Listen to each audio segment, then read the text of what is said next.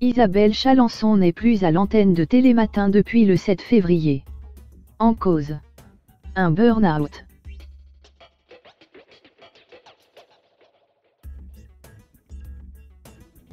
Dans une interview accordée à Gala, la spécialiste mode de l'émission matinale de France 2, qui dénonce les conditions de travail au sein de sa rédaction, explique pourquoi elle a décidé de se battre contre la direction de France Télévisions.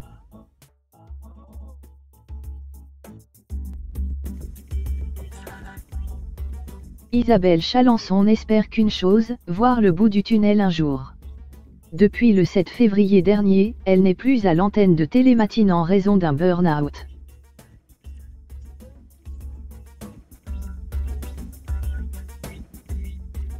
Aujourd'hui, la spécialiste mode de l'émission matinale de France 2 souhaite dénoncer les conditions de travail au sein de la rédaction pour laquelle elle travaille depuis plus de 20 ans.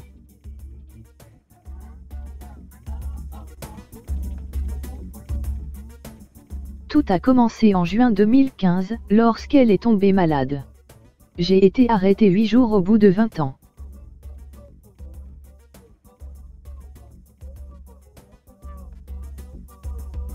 Et là, je me rends compte que j'ai été payée 38,60 €. J'ai été considérée comme une pigiste.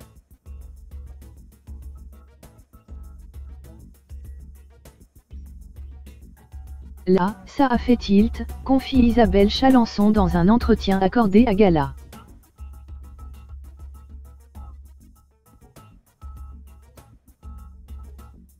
Outrée, elle décide d'attaquer France Télévisions. Il y a 2 ans, après avoir accumulé les CDD, on lui propose finalement un CDI.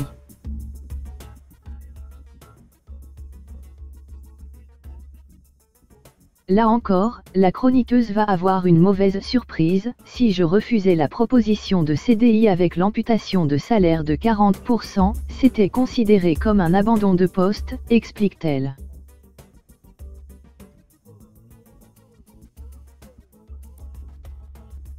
Elle décide donc de faire bonne figure, sauf qu'en réalité, depuis 2 ans, elle n'a jamais pu signer son contrat.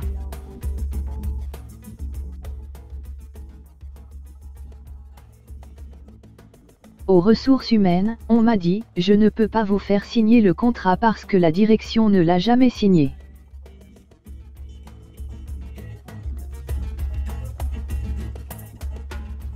Alors qu'elle était censée reprendre le travail en septembre dernier, les ressources humaines ne lui ont toujours pas donné signe de vie. La moindre des choses aurait été de prendre de mes nouvelles, estime-t-elle.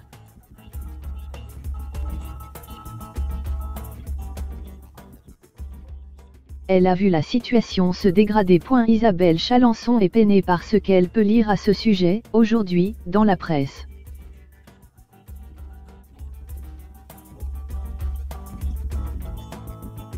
Télématin, c'était une famille.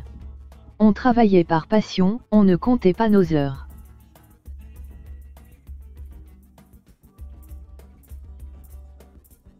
On nous a traités d'enfants gâtés du PAF, c'est faux, affirme-t-elle à Gala.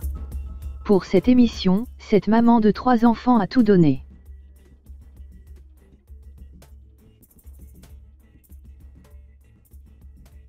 Jusqu'ici, son travail était avant tout un plaisir. Après les départs successifs des réalisateurs de l'émission de France 2, 2 choix se sont offerts aux journalistes de Télématin, assurer le travail des réalisateurs en plus de leur propre mission, ou envoyer un réalisateur en tournage poser les questions à leur place.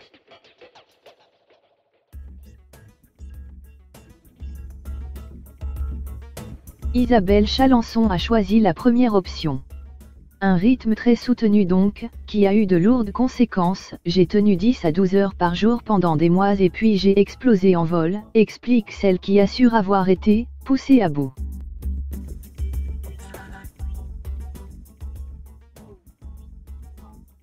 Je n'ai jamais été reçue par Delphine Ernotte. Afin d'évoquer ses conditions de travail difficiles, Isabelle Chalençon a demandé à rencontrer Delphine Ernotte, la présidente de France Télévisions.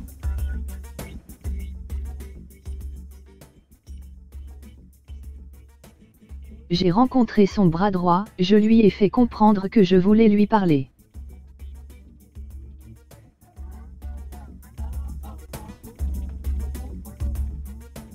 Delphine Ernotte ne m'a jamais répondu.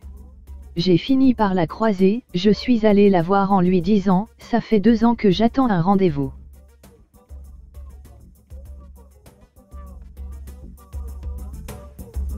Mais je n'ai jamais été reçue. Elle m'a dit, on va y remédier. Et ça fait 1 an. Déplore Isabelle Chalençon, qui a le sentiment de ne pas être écoutée par la direction du groupe dans lequel elle évolue depuis 1997.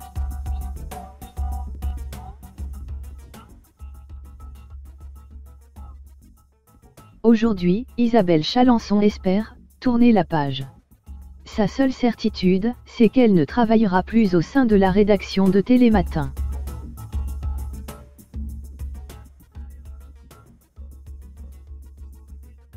Je suis quand même au Prud'homme depuis 2015, souligne-t-elle.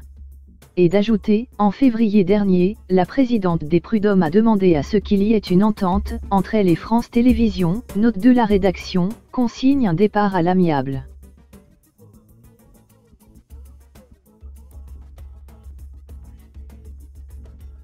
Je n'attends pas des millions, je ne fais pas ça pour l'argent, affirme la chroniqueuse mode de 56 ans, qui sera de retour au tribunal le 22 novembre prochain.